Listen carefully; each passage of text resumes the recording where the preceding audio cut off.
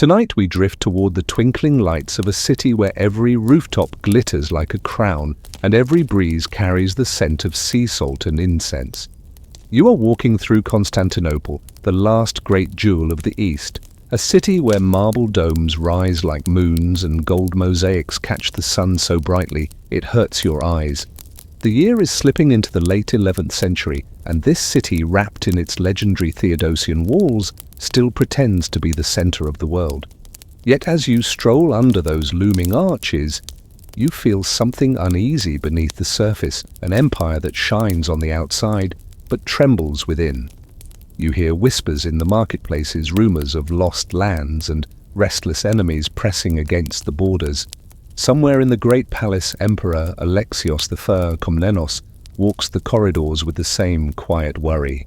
Before we begin, if this little corner of calm has brought you any comfort, feel free to like the video and subscribe only if it feels genuine to you. No pressure. I'd also love to hear from you. Just drop a comment with where you're listening from and what time it is. It's always special to know we're all quietly gathered here from different corners of the world like a family, scattered but still connected. All right, now go ahead and dim the lights, maybe turn on a fan or a soft hum in the background, something that feels like home. Nestle in, get cozy, and let's ease into tonight's story together. You stroll along the Mazy, the main street that cuts through Constantinople like a glittering spine. Vendors shout about spices, silk and relics while children dart between arches. The air smells of honeyed wine and grilled fish, but also of tension because everyone knows the Seljuk Turks have carved deep into Anatolia. Since the crushing defeat at Manzikert decades earlier, the empire has lost most of its Asian heartland, and with it, countless tax revenues and soldiers. Imagine losing not just a few villages, but almost the entire breadbasket of your realm. No wonder the emperor's eyes look permanently shadowed. As you pass Hagia Sophia, its dome seeming to float like a heaven-sent cloud, you hear priests chanting prayers so ancient they seem to anchor the empire to its past glories. But prayers alone can't hold back invaders. The Seljuk swift horsemen from the steppes have set up their own sultanate in Anatolia, right on former Byzantine soil. They're not just raiders, they're builders now, establishing cities where imperial troops once marched. Historians still argue whether the empire could have prevented this collapse earlier or whether it was doomed by internal squabbles and overconfidence. But standing here with the walls so high and the city so rich, you can't help but think, how could something so grand be so fragile? Alexios inherited a mess: civil wars, empty coffers, rebellious generals. Yet he's no fool. He's reorganizing the army, even bringing in mercenaries from the distant Normans, though they're as trustworthy as a cat guarding a fish market. The emperor walks with measured steps through his palace halls, whispering with advisors, drafting letters, and trying not to let his subjects see how desperately he needs allies. You imagine him pausing at a window, staring toward the Bosporus, thinking of the lands beyond lands, once Byzantine, now lost. In the evenings, Constantinople still sparkles. Candles flicker in taverns where sailors tell tales of western knights with heavy armor and louder mouths. The Byzantines see them as crude barbarians, but right now, barbarians might just be what Alexios needs.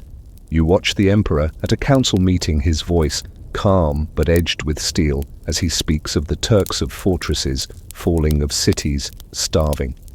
He knows he cannot win back Anatolia alone.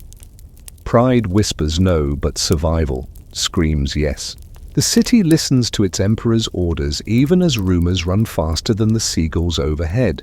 Some say Alexios will ask the Pope for help, an idea as wild as it is desperate, because the Latin West and Orthodox East have been glaring at each other since the Great Schism split the churches in 1054. Still, when your back is against the wall, even enemies can look like friends. You catch a glimpse of Alexios later that night, sitting alone under a candelabra, the flame trembling, as if it too knows what's at stake. He dips his pen in ink, and with each stroke, history shifts closer to something no one here can yet imagine. The moon rises high, silvering the Bosporus, as Constantinople settles into uneasy sleep. You, too, feel the weight of what's to come. Behind those glittering walls, an emperor is about to send a message that will ripple across continents, drawing knights and peasants, kings and dreamers, all into a storm that begins here quietly under the stars. You awaken to the sound of distant hooves echoing across the Anatolian plains, far from Constantinople's safe embrace. The air here smells not of spices and incense, but of dust and charred wood. Villages lie abandoned, their wells dry, their fields empty. You ride through what was once the empire's beating heart, and every mile feels like a slow unraveling of Byzantine pride. The Seljuk Turks, with their swift cavalry and uncanny skill in archery, have turned these lands into a patchwork of fear and shifting borders. You can almost hear the whispers of those who fled families torn from homes, priests clutching relics as they vanish into the mountains. The shadow of Manzikert still looms. That battle, back in 1071, cracked the empire's confidence like a dropped porcelain vase. The Byzantine army, led by Emperor Romanos IV, was not only defeated, but humiliated. Captured by the Seljuk Sultan, Alp Arslan, Romanos was treated with unexpected courtesy, ironic, given the chaos that followed. Civil war erupted, and Anatolia, the empire's breadbasket and military reservoir, slipped away while Byzantine nobles squabbled over the throne. You can't help but shake your head, because while they bickered, the Seljuks moved in like water, filling every crack. Riding past the crumbling walls of once proud fortresses, you notice how silence dominates these landscapes. Birds circle above empty towers, and the wind whistles through broken gates. The Seljuks did not just conquer, they settled, building mosques and markets where Byzantine churches once stood. Cities like Nicaea now bear their banners, and traders speak Turkish in streets where Greek once sang. Historians still argue whether the empire's loss of Anatolia was inevitable after Manzikert, or whether stronger leadership could have stemmed the tide. But as you watch the sun sink over fields now tilled by new hands, inevitability feels like an easy excuse. Alexios I Komnenos, back in Constantinople, knows this landscape well, even if he cannot set foot here without risking capture. His scouts bring grim reports. Every fortress left unattended becomes a Seljuk base. Every supply route severed starves the empire a little more. He has begun to rely on mercenaries, Normans, Pechenegs, even Turks, willing to fight Turks, but mercenaries fight for gold, not loyalty, and gold is running out. You imagine him poring over maps, late at night, tracing lost territories with a finger wondering how to win back what's been swallowed by the steppe horsemen. The Seljuks are not just warriors, they are cunning diplomats. Sultanate leaders know how to exploit Byzantine weaknesses, making truces with one hand while raiding with the other. Their nomadic tactics, hit-and-run attacks, feigned retreats, baffle heavy Byzantine formations. You ride alongside a weary Byzantine commander who mutters about how they can never pin the enemy down. The Turks appear like ghosts, vanish into the hills, and return when least expected. Every campaign feels like fighting smoke. Villagers left behind cling to survival. You pass a small hamlet hidden in a valley, its people offering bread, as if to beg for protection. They speak of raids where the sky filled with arrows of children, taken or lost in the chaos. You nod quietly, knowing there's little comfort to give. The empire is stretched too thin to defend them all. Alexios, despite his reforms, cannot be everywhere at once. His armies are tired, his generals wary. Some whisper that perhaps peace with the Seljuks would be better than endless war, but peace is only as strong as the one holding the sword. As dusk falls over Asia, minor campfires flicker in the distance. Seljuk horsemen sit by their fires too, their silhouettes sharp against the horizon. You watch them for a moment, their laughter carrying faintly through the night air. They seem at home here, while Byzantines now feel like strangers in their own land. The balance has shifted, and even the stars above seem to lean westward, as if watching what comes next. Somewhere beyond the plains, Alexios sharpens his plans. He cannot allow Anatolia to remain lost. The empire's survival depends on this land, and without it, Constantinople's glittering walls are only a gilded cage.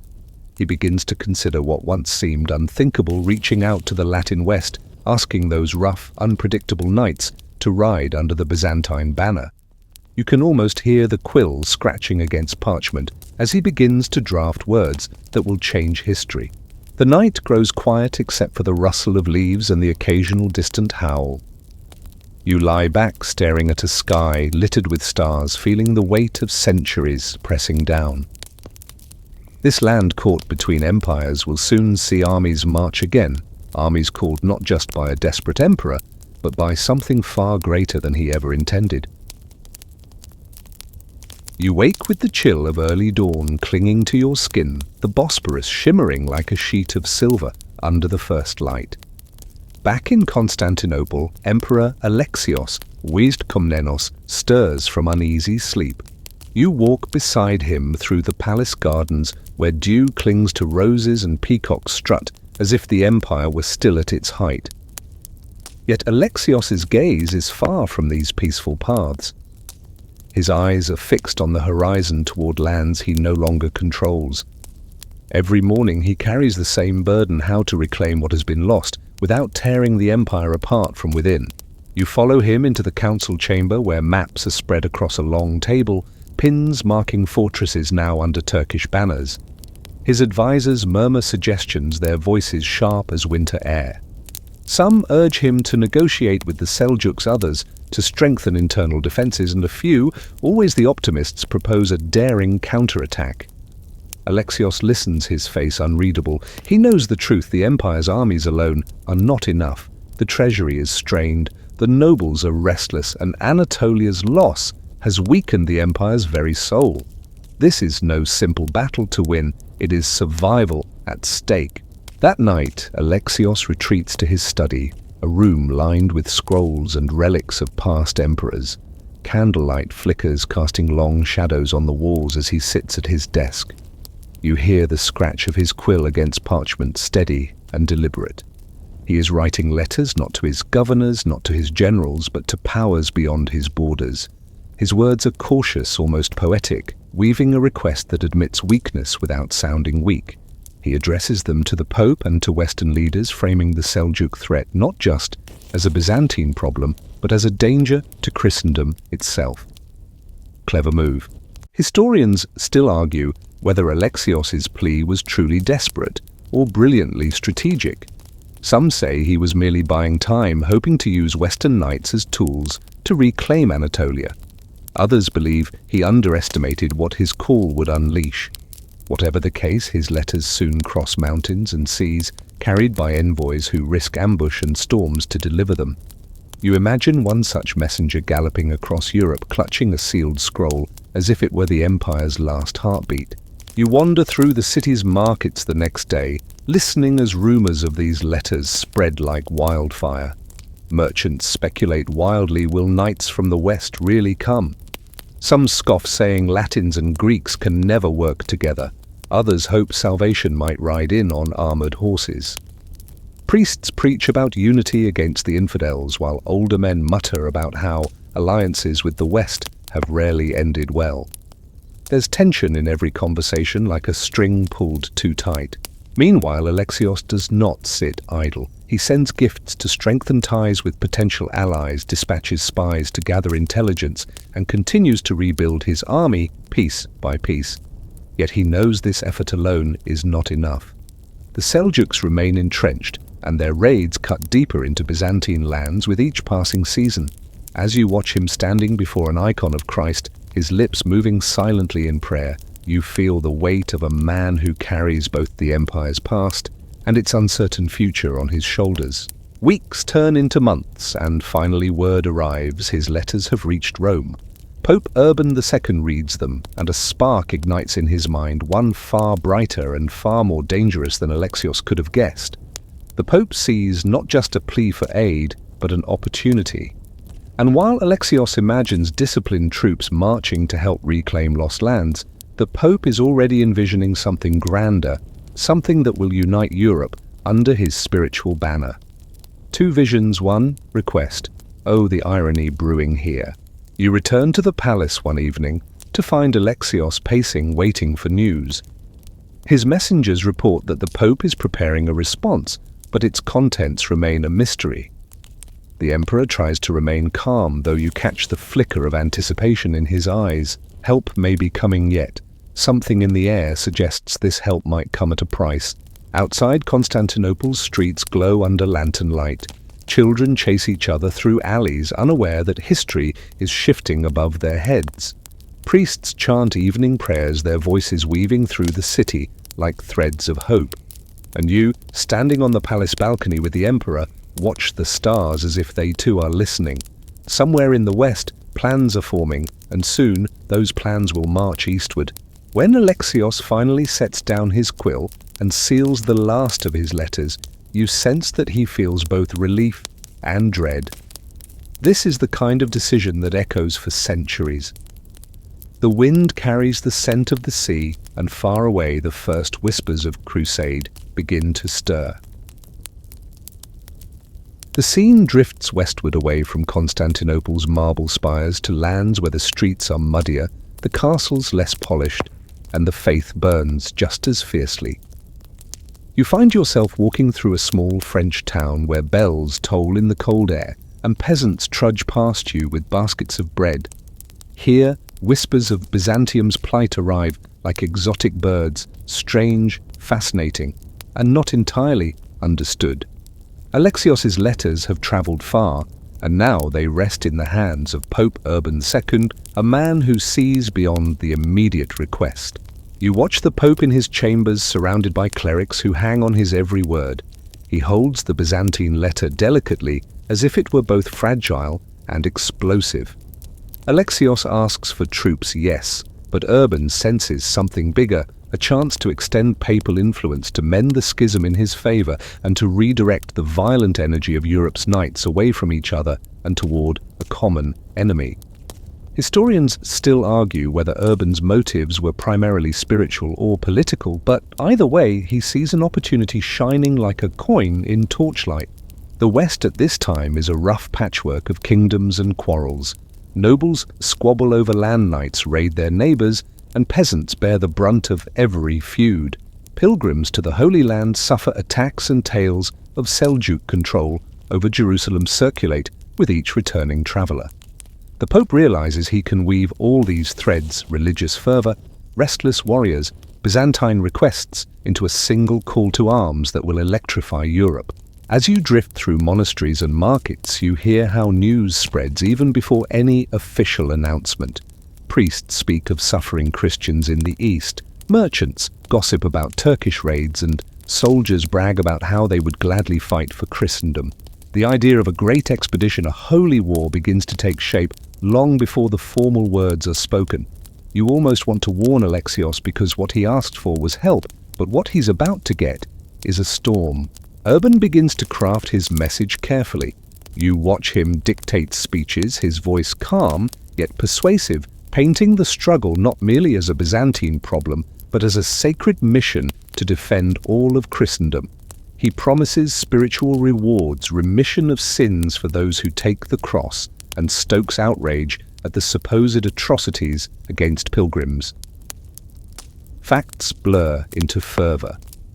After all, passion needs fuel, not precision. Soon bishops and envoys carry the Pope's words to towns and villages. You follow one such preacher into a crowded square where he climbs a wooden platform and raises a cross high above the crowd. His voice rings out, declaring that God wills it Deus vult, and that any man who joins this holy journey will gain eternal salvation. The crowd gasps, then roars, and suddenly the air feels electric. Knights clutch their swords with renewed purpose. Peasants cross themselves with trembling hands, and even the skeptical feel their hearts race. Meanwhile, back in Constantinople, Alexios waits, unaware that his cautious plea is snowballing into something beyond his control. He wanted mercenaries. What he's going to get is an army of zealots, dreamers, and opportunists bound together by a cause greater than any contract. You imagine him frowning if he could see the wild light in the eyes of those already sewing crosses onto their tunics. The winter deepens, and Europe hums with anticipation. Families say tearful goodbyes as fathers and sons prepare for a journey they barely understand. Blacksmiths work day and night forging swords and horseshoes, while priests bless each weapon as if divine protection could be hammered into steel. Even among the nobility, talk of the Holy Land becomes the fashion of the season. Lords argue not about if they will go, but when and with how many men. In the Pope's halls, maps of the East lie spread out, candles dripping wax onto their edges. Urban points to Jerusalem, his finger tracing routes through lands he's never walked. To his followers, this is not just a military campaign, it's the greatest pilgrimage ever undertaken, one that will wash away sins in the blood of enemies and the dust of holy roads. The Pope's eyes glint with a mixture of piety and ambition. And so as the snow melts and spring approaches, the stage is set. Alexios has opened a door he cannot close, and the West is about to march through it with banners flying. You can almost hear the distant drumbeats of 1,000 feet preparing to move eastward, a rhythm that will soon reach Constantinople's gates. The emperor's request has been heard loudly, perhaps too loudly, and history holds its breath. You stand among a sea of people in the chilly open air of Clermont, a small town in France where the sky is pale and the ground churned to mud by thousands of eager feet. The year is 1095, and Pope Urban II has chosen this very place to deliver his call, his voice rising over the murmurs of peasants and the clink of knights' armor. You smell wood smoke, hear horses snorting, and feel the tension like a taut bowstring. This is no ordinary sermon, it is the spark that will light a crusade. Urban steps onto a wooden platform draped in robes that glisten faintly under the winter sun. He lifts his hands and the crowd stills. You edge closer, feeling the breath of those packed shoulder to shoulder.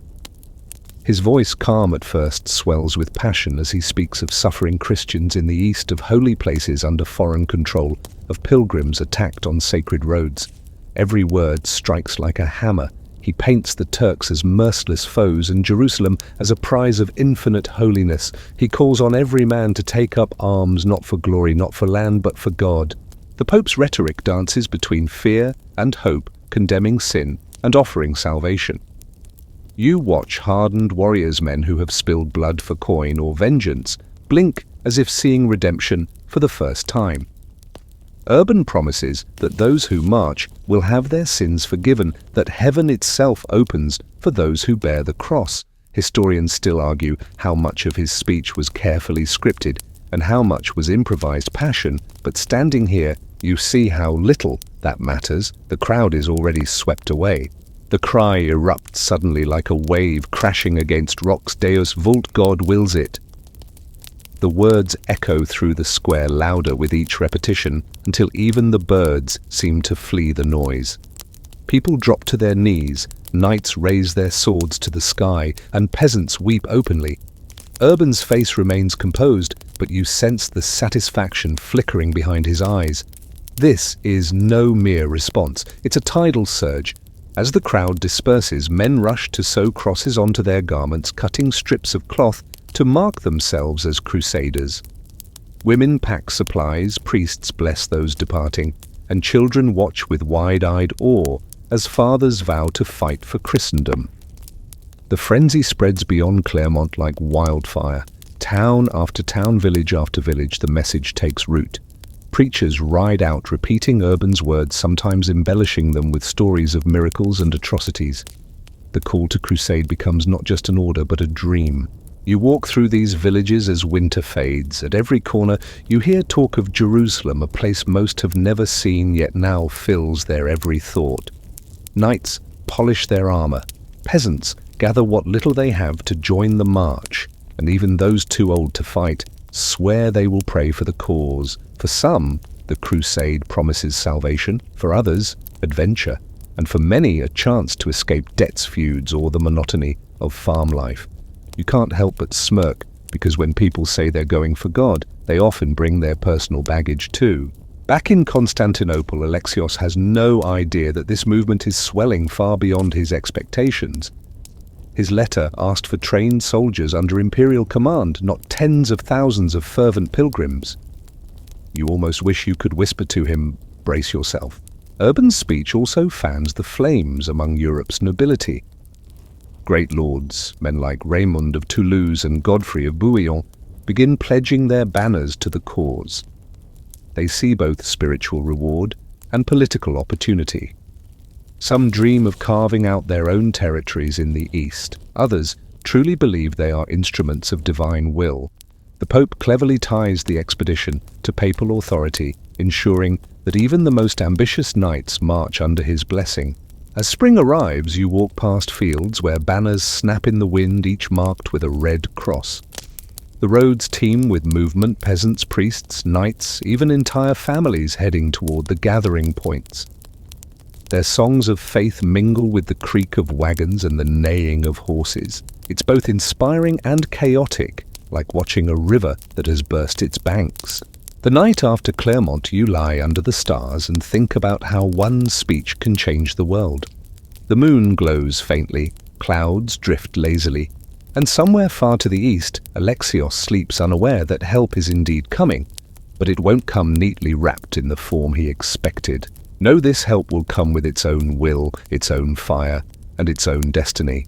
And once it arrives, nothing in Byzantium or in Christendom will ever be the same. You walk along the muddy roads of Central Europe where the first wave of crusaders stirs long before the great lords assemble their banners. These are not knights in shining armor or disciplined troops. These are peasants, wanderers, and zealots who have heard the Pope's call and decided not to wait for orders.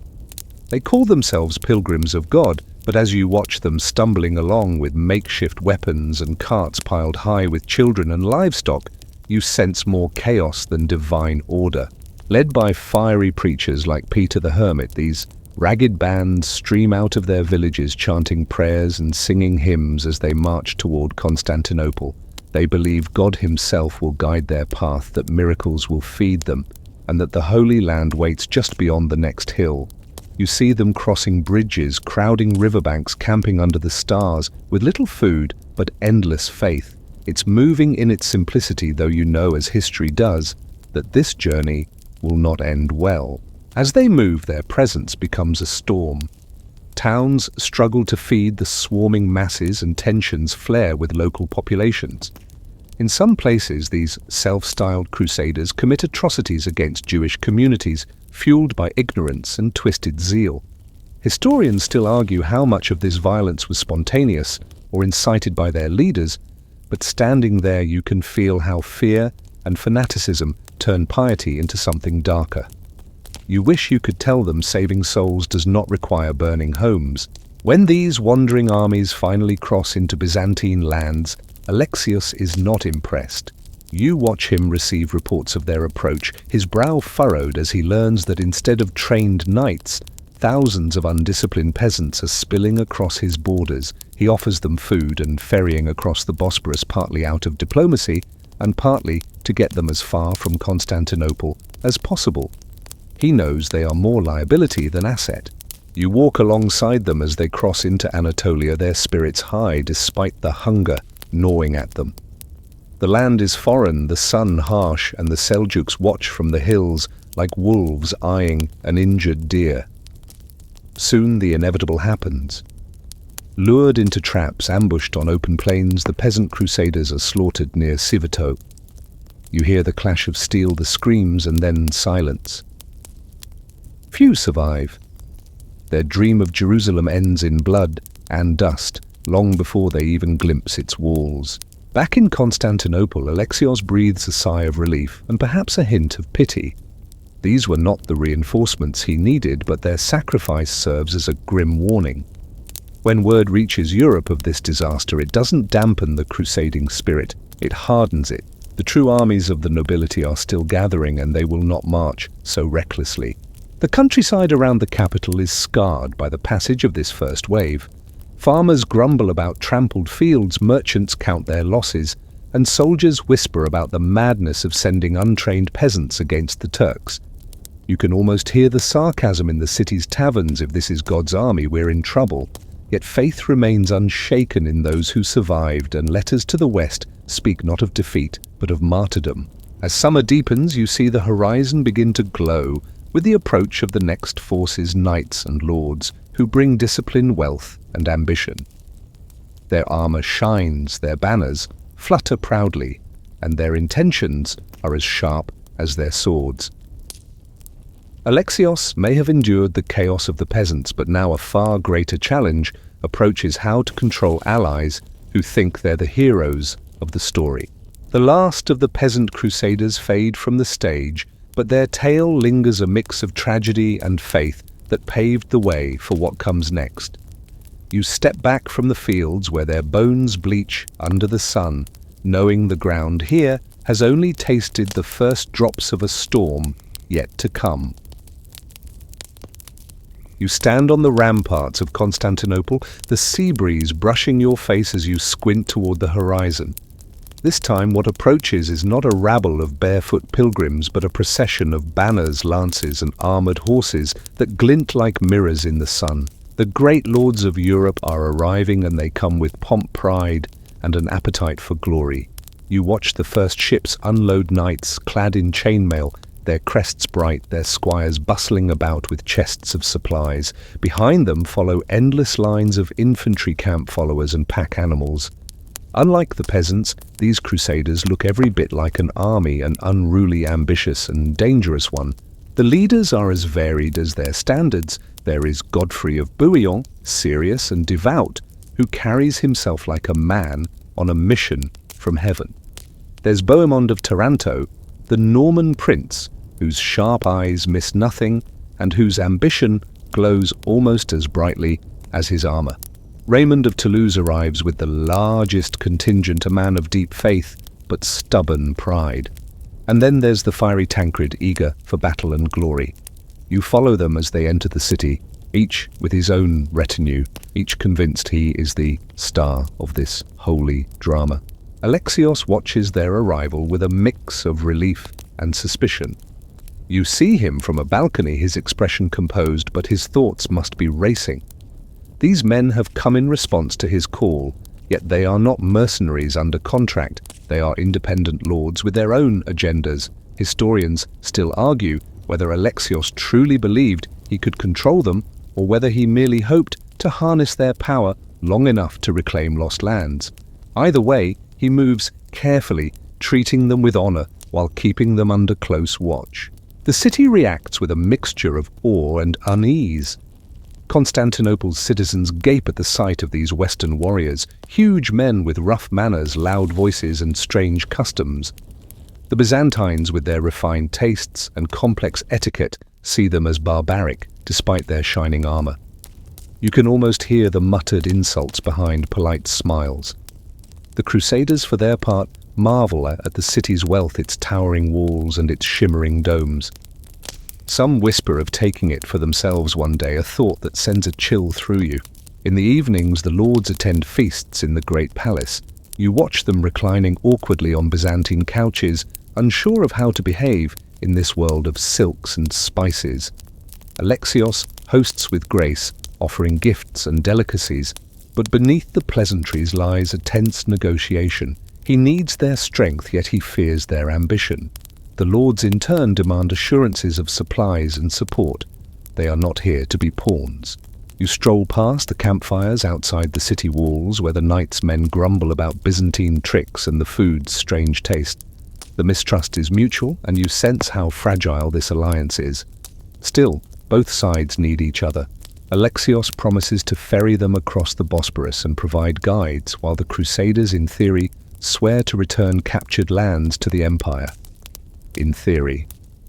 You smirk because when knights conquer, they rarely give up what they hold. Rumors swirl through the city like smoke.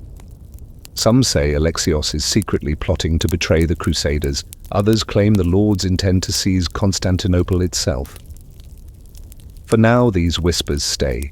Whispers drowned out by preparations for the march ahead. Supplies are gathered, ships readied, and maps pored over late into the night. As you wander the streets one last time before departure, You feel the city holding its breath. The knights are here, their armor gleaming in the torchlight, their horses stamping impatiently. The emperor walks the fine line between host and master, knowing that one misstep could turn these allies into enemies. And you, standing between two worlds east and west, feel the tension humming like a bowstring about to release. Soon the Crusaders will leave Constantinople behind, marching toward lands that burn under the Seljuk sun. For now, they feast and pray, unaware that their uneasy alliance will shape not just battles, but centuries of history. The air feels heavy as dawn spills gold across the Bosporus, where ships sway gently, ready to ferry the crusading lords and their men into Anatolia. You watch the knights mount their horses' banners, fluttering, the sun flashing on steel. Before they set sail, they gather in the palace once more, where Alexios I Komnenos stands regal yet wary. The moment is delicate. He needs them to fight as his allies, yet he must bind their ambitions tightly enough to prevent future trouble. In the grand hall, beneath mosaics of saints and emperors, negotiations unfold. Alexios demands oaths of homage from the Crusader leaders, insisting they swear to return any former Byzantine lands they capture. You can almost taste the tension. The knights grumble at the idea of bending to a man they view as an equal at best, inferior at worst. But they need his ships, his supplies, and his knowledge of the terrain. Reluctantly, one by one, they place their hands on holy relics and swear loyalty. You notice how some words are spoken with conviction, others with barely concealed irritation. Historians still argue whether these oaths were sincere or merely convenient lies wrapped in ceremony. Bohemond, ever the calculating Norman, smiles as he swears, his eyes betraying plans of his own. Raymond of Toulouse hesitates, bristling at the notion of serving another lord, but he too submits, at least outwardly. Godfrey of Bouillon bows solemnly, a knight of faith who takes such vows seriously, while Tancred glares as if even this moment of submission offends his pride. Alexios nods graciously, yet behind his calm face you sense his doubts. Promises are easy. Keeping them is another story. With the oaths secured, preparations accelerate. Byzantine guides brief the Crusaders on routes and fortresses, warning them of Turkish ambushes and harsh terrain. Supplies are loaded onto ships, crates of bread, salted meat, and barrels of water stacked high. The Crusaders marvel at Byzantine logistics, far more organized than anything they are used to. Still, in their hearts, they chafe at feeling dependent. You smirk to yourself, knowing this pride will soon collide with reality on the battlefield. As the fleet carries them across the narrow strait, the knights stare at the receding silhouette of Constantinople. Some whisper admiration for its walls, others murmur that such a city would make a fine prize. You hear those thoughts and feel a chill. This alliance is held together by necessity, not trust. The Byzantines watch from the shore, relieved to see the Crusaders move on, yet anxious about what these Western warriors might do next. Once in Anatolia, the march begins. The land is rugged, scorched under a sun that shows no mercy. Dust clings to armor, sweat trickles beneath helmets, and the endless horizon seems to mock their efforts. Byzantine guides lead them toward Nicaea, the former imperial city now under Seljuk control. Along the way, small skirmishes erupt with Turkish raiders' arrows whistling from the hills. The Crusaders respond with brutal efficiency, cutting down attackers with heavy swords. You hear their cheers after each victory, their confidence swelling perhaps too much. At night, around campfires, the Crusaders and Byzantines trade uneasy glances. Language barriers add to the mistrust. Some knights complain about the guides leading them too cautiously. The guides mutter that these Westerners are reckless fools. You sit between the two groups, listening to both sides vent, and wonder how long this fragile partnership can hold. Alexios remains in Constantinople, receiving reports from the front. You picture him pacing, worrying whether his allies will return captured cities, as promised. He knows Bohemond's ambition is as sharp as his sword, and he suspects the Norman prince would rather keep a fortress for himself than hand it over. The emperor has gambled, and now he waits to see if his gamble pays off. The march continues under the Anatolian sky, the Crusaders pressing deeper into lands where danger lurks behind every ridge. Every village they pass bears scars of war, burned houses and empty streets, reminders that this is no pilgrimage of peace but a campaign through a wounded land. The Seljuks retreat strategically, avoiding direct confrontation, harassing the column with swift raids. Supplies dwindle, tempers flare, yet the army pushes forward, driven by faith, ambition, and the promise of victory. At the edge of the hills you pause and look back. Constantinople lies far behind, a gleaming memory. Ahead the road winds toward fortresses that guard the path to Asia Minor's heart. The Crusaders ride on, oaths echoing in the distance, oaths that will soon be tested by blood, hunger, and desire. You march with the army as dawn spills light across the walls of Nicaea, the Seljuk-held city crouched like a defiant beast on the lakeshore. The Crusaders, dusty and hungry, but brimming with determination, circle the city like wolves, testing a prey's defenses. Byzantine ships glide silently across the lake, cutting off supplies and trapping the garrison. For the first time, the Western knights see that Alexios's men know their craft, calm, precise, and ruthlessly efficient. The siege begins with the groan of wooden engines and the hiss of flaming arrows. You watch ladders slam against walls, hear the crash of stones against shields, smell the acrid mix of smoke and sweat. The Crusaders attack with ferocity, their shouts echoing under the summer sun, while defenders hurl boiling oil and rain down arrows. Knights bring no rest, only the glow of fires and the constant clamor of preparation. Yet even in the chaos you catch moments of absurdity. A knight trying to ride his horse up a mound too steep only to tumble backward. Soldiers arguing over who cooked the worst stew. The human side of war persists even amid its darkest hours. Historians still argue whether the defenders of Nicaea fought bravely or were simply overwhelmed, but you see with your own eyes how the city resists, holding out longer than expected. Inside, food runs scarce, morale falters, and surrender whispers through the streets. At last, under pressure from the combined might of Byzantines and Crusaders, Nicaea falls, but not as the knights imagined. While they prepared to storm the city and claim plunder, Alexios's agents negotiated its peaceful surrender. Byzantine banners rise over the walls at dawn, and the emperor's troops march in quietly to take control. The Crusaders watch furious as their chance at looting vanishes into thin air. You walk among the knights that evening, their faces hard, voices dripping with resentment. They feel cheated, convinced Alexios tricked them out of their rightful spoils. The emperor's cleverness has preserved the city and avoided a massacre, but it has sown seeds of mistrust. You sigh, knowing this resentment will not fade quickly. Alexios welcomes the city back into the empire, sending its defenders safely away, while the Crusaders mutter curses under their breath. With Nicaea secured, the army marches deeper into Anatolia. The Seljuks under Kilij Arslan shadow the column, waiting for the perfect moment to strike. The terrain grows harsher, the sun relentless, the water scarce. At Dorylaeum the Turks finally attack, swarming the vanguard with arrows and horsemen. The Crusaders, caught off guard, form tight defensive lines, shields raised as arrows darken the sky. Panic ripples through the ranks, but reinforcements crash into the battlefield like a steel tide, turning despair into triumph. The Turks retreat, and the Crusaders cheer, their confidence swelling once more. You tread among the wounded after the battle, the air thick with the smell of blood and the groans of the dying.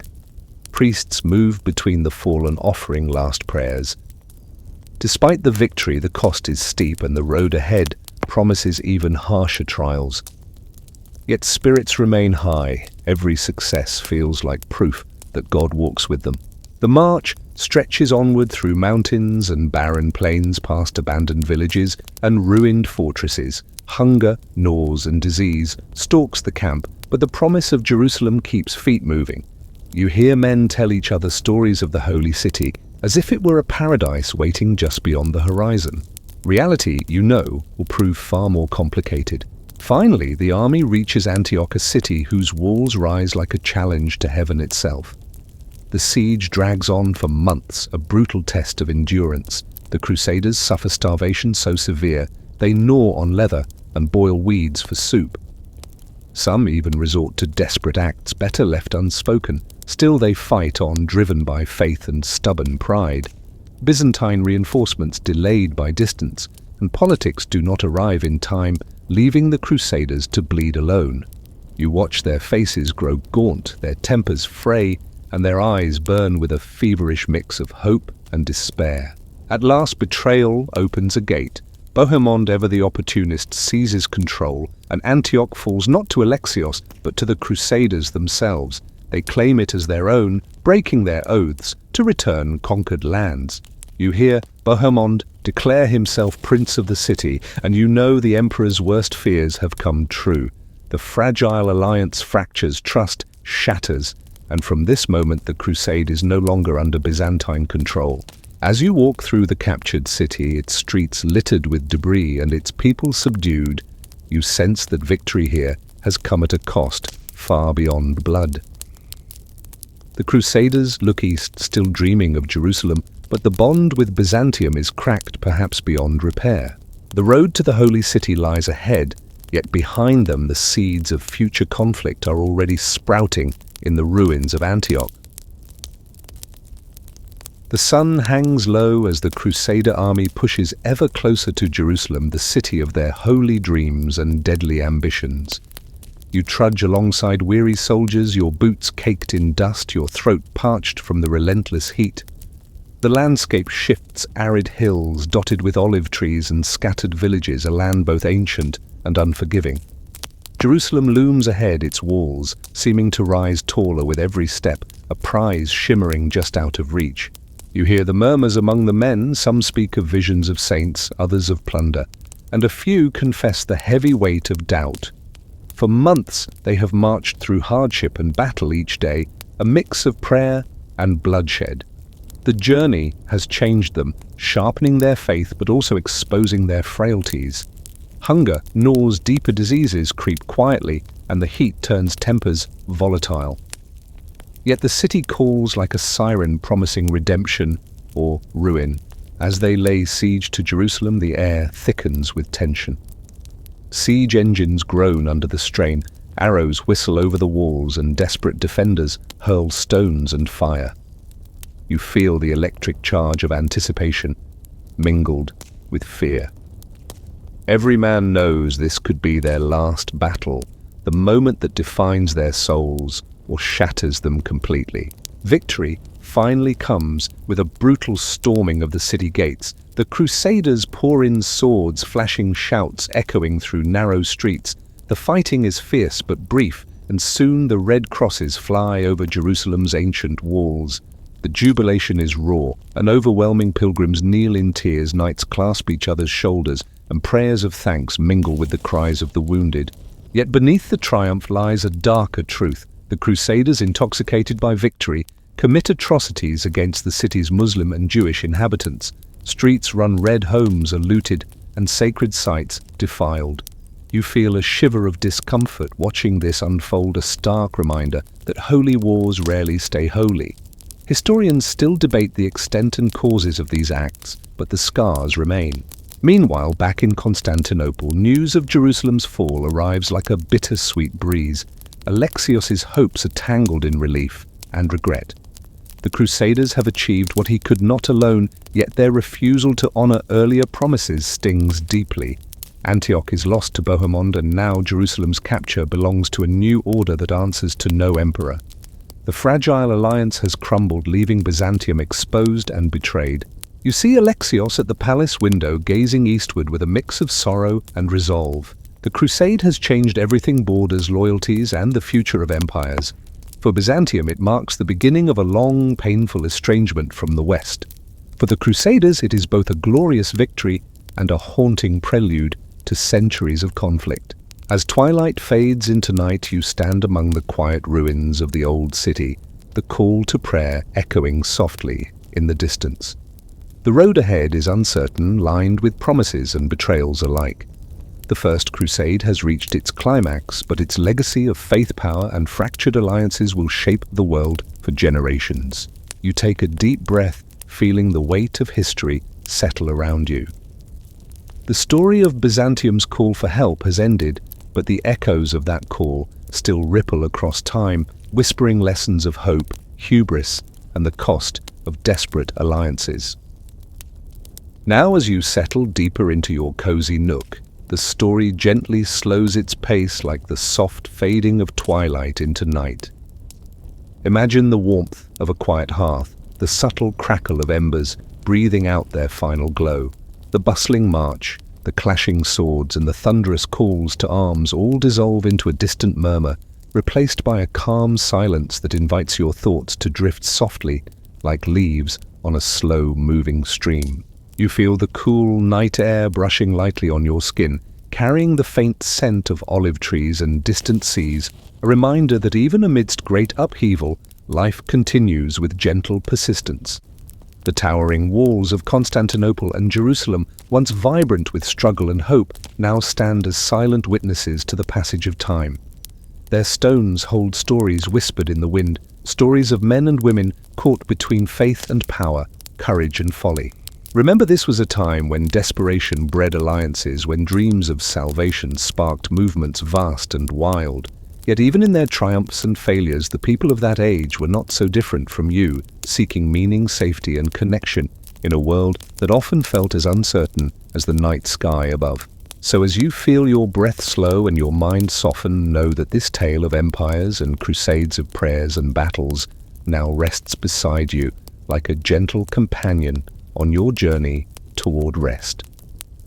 Let the shadows lengthen and the stars shine quietly as you drift towards sleep, carrying with you the echoes of a world long past but never forgotten.